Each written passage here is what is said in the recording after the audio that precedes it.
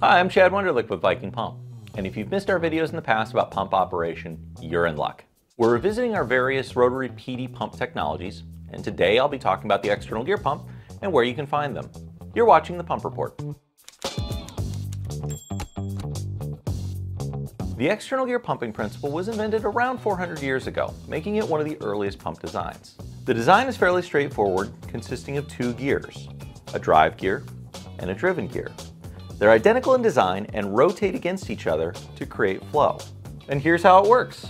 The drive gear is driven by the motor, and the driven gear meshes with and is rotated by the drive gear. As the gears come out of mesh on the inlet side of the pump, a vacuum is created that pulls the liquid into the pump and between the gear teeth.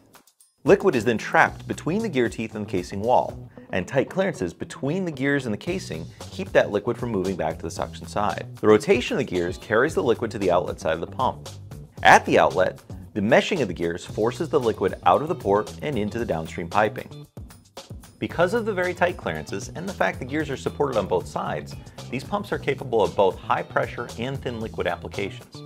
This makes them ideal for applications such as hydraulics, pipeline injection, cooking oil reclamation, and glycol dehydration of natural gas. External gear pumps can be oriented with horizontal ports, as our animation showed, or with vertical ports, as the display shows here.